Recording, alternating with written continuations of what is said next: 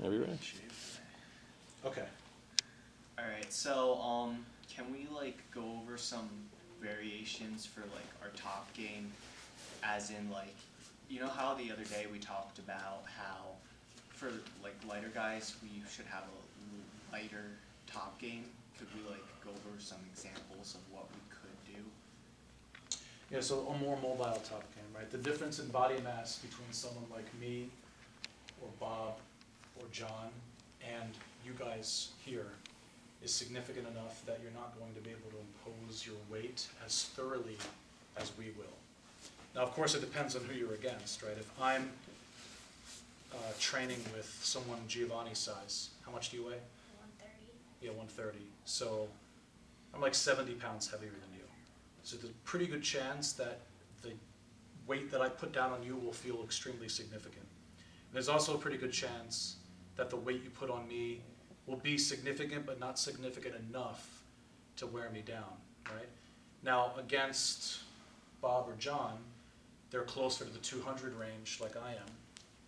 And so the weight that I put on them may be balanced out depending on how well they're able to manage it, which is why it's so important to be able to concentrate your weight when you're playing a top game into the smallest area possible. So if, for example, John lays on his back here, and I stick only to a very, very classic or traditional side mount, which sometimes, when I was, growing up in Jiu-jitsu and a white belt and a blue belt, we would sometimes do a lot of side mount training kneeling next to the person. The knees would be on one side, the elbows would be on the other, and we'd sort of just cover them like this.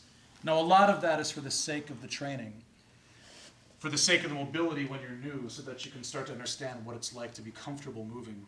But as we progressed and became more technically secure and technically proficient, we learned how to take every part of our body off the ground except the part that's touching the opponent on the ground. And the best area to concentrate that weight in, or energy in, is the hips, because the hips are where the body bends in half. The hips are where if John was escaping, he would lift them up. That's your cue, yeah, right? And so I have to keep them nailed to the ground. The hips are where if John was escaping, he would straighten this leg and shrimp away. See, it's the hips that move, right? Perhaps he could even shrimp away enough that now when he goes to the shrimp and a half, he turns the hips down, right? So everything you see is moving. Go ahead and finish. Everything is moving from the center of his body, right? If I hold his head very still, even if I squeeze it hard under the head and under the armpit in a very classic way, and I put my weight on his chest, even if I put all my weight on his chest, move your hips. Yes, and put your knee inside. Right? It's easy for him because that area became light. Okay? So one way of dealing with this is to stretch the leg alongside the person's body. Right? The same side bottom leg alongside the person's body, because if you want to prevent them from connecting the knee and the elbow, you put a wall in between. And if your body is on them, but your hips are up like this, see this space here? This space underneath the top of my thigh, that's space for him to move his knee inside. So what I can do is take the back leg, and I can walk on my heel, my toe rather, and my knee, and my toe and my knee, and I can stretch the leg alongside him. And what this interestingly does is it also lines up the notch of my hip with the notch of his hip. And once I feel that connection, that's where I'd like to drop the weight. If both your knees are on the ground, the weight is significantly less than if I take both knees off the ground, right? You feel the change. If I keep my hands on the ground, the weight is significantly less than if I take my hands off the ground. Right? These little incremental changes increase the weight. If I keep my head too far on this side, I'm in danger of getting pushed too much to this side. And if I keep my head too far back, I'm in danger of being too low off the hip, so that it's easy for him to move away and stick the knee and the elbow together and escape. So I have to be essentially center line. You'd like to think of the body as divided into a vertical and horizontal axis. You don't want to cross too far over the vertical axis, and you want to be essentially where those two meet, which should be, if your measurements are correct, the hip area, because that's the area from which he first initiates all escape movements. If you want to dominate and control and pin the opponent, then you control the hips. It doesn't matter how hard you squeeze the headlock if the hips are free. It does matter that if you only partially control the hips and don't touch the head at all, though, you'll find he has a much more difficult time escaping.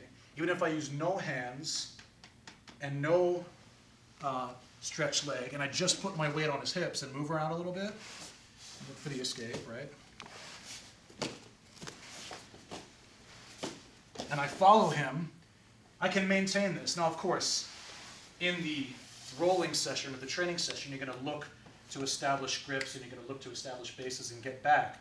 But if I only hold his head and upper body and don't put any weight on his hips at all, go ahead and escape, he can move very freely, very freely. Look, already his shin, freeze right here, has been placed inside. And what is he controlling, by the way? He's starting to control my hips, you see? So the battle in Jiu-jitsu, when it comes to dominating the opponent's body, is always about who controls the hips. It's always about who controls the hips. So everyone should learn, no matter how light or heavy they are, everyone should learn to find the notch of their hip, right? If you're standing and you put your hands here and then you bend over, the part of your body that grabs your finger, that's the basic area that you're looking for to attach to him. Don't be fooled by the belt line. Belts can go up and down. Find the area where you catch that notch and where the body locks to his, and that's where you want to put your hip. And essentially, you'd like to drop the back hip and you make the leg long. This leg gets long, and this leg is up a little bit for some base. Right? If I'm too far over, I can get rolled. So I'm back enough, I'm low enough. Look how I turn my chest so I can put it on his rib cage, but most of my energy is on his hips.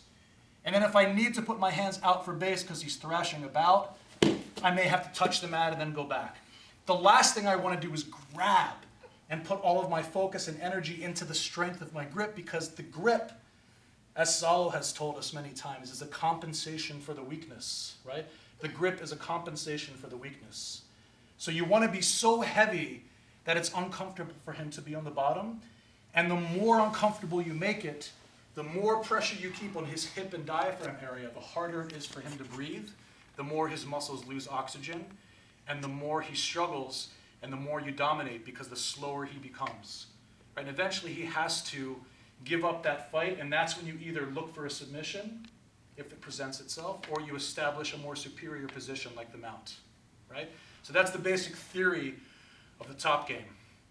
Everyone should learn how to be heavy, no matter how light they are. If you weigh 155 pounds, you should find a way to put as much of that 155 pounds on your hip, through his, and nail him to the mat as possible. And that just takes a lot of practice balancing. Try to imagine something the spot size of a quarter or a $50, and that's on your hip, and you connect it to his hip notch, and that's all, right? That's all. And for the people who are a little lighter, that have an easier time getting thrown off, or that are more easily removed, especially like if John side mounts me, just because of my body mass alone, I may be a little bit stronger, so it's easy for me to move 155 pounds. Not easy, but it's easier to move 155 pounds than it is to move 220 pounds against someone my own size, right? So, John may want to be more mobile. If you're lighter, you may want to consider being more mobile.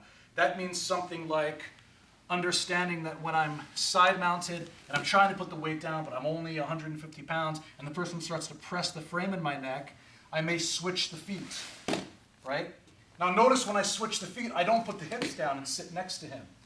The hips always stay off the ground. Let's spin here, right? The switch is not from this where the hips are up and I'm connected to this where I sit on the ground and then the weight leaves. It's more comfortable, right? The switch should be that he can't feel any of the weight leave him at all. Right? Sometimes it even gets heavier like this. And then if he pushes the frame again, I may need to go over, right? I may need to go over the frame. If my shoulders go behind my hips, I'm in trouble, so I need to go over the frame. Sometimes I have to switch the hands. This hand goes to the other side of the head. This hand comes to my near side, and I sit and face the feet. in 2 stages. Look, 1, and then 2. And I'm still heavy. I'm still heavy. I'm still connected. Right now here, I can sit and touch so that he can't connect the knee and elbow. Then we can begin to mount, right?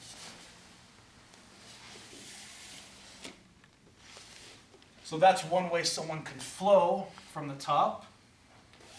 Another way that you can control the side mount is from the knee and the belly. This is really good for lighter guys because they can move from the side mount to the knee and belly position quickly. And if someone pushes their knee, sometimes they can just flip over like this and switch sides. This is a very nice mobile way of thinking about controlling the top game if you're a little smaller. But let's say under 180 pounds.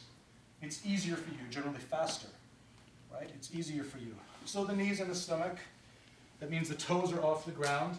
The full weight of the shin is pressed against the diaphragm. Some people like to keep the knee angled like this. The other leg is out for base. Again, don't grab, because then you move your head around all different areas that are quadrants for him to move you into for an escape or for a reversal. Just touch and know where you are. Don't give up don't show your weakness in balance by compensating with your grips. Getting really heavy, right? Yes, okay, so when he starts to defend, because you don't like that, maybe the hands go on the ground and look, the foot comes off first. Point the foot, take it over and replace it. See, at no point does the weight leave. If it does, it's a fraction of a second, we're right back heavy again. This can be very debilitating for the person on top because they're not fast enough to beat your switch. All right, so that's something you can try. So let's do a drill now. John's going to be flat, and we're going to start just putting our hip on our partner's hip and stretching our back leg alongside so we can't connect the knee and elbow, and putting our hands, maybe one on the shoulder, one on the hip like this, just lightly touch. You don't have to grab, and just have them move around a little bit so you can practice your balance. See if your head goes too far or too close, and just move around a little bit. 5, 4, 3, 2, 1, something like that. Then you're going to have them frame your neck, and then you switch. Then you're going to have them push the frame more, and you switch all the way.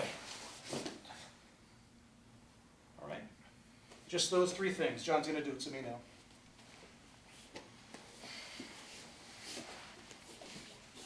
But he's going to start hip on hip.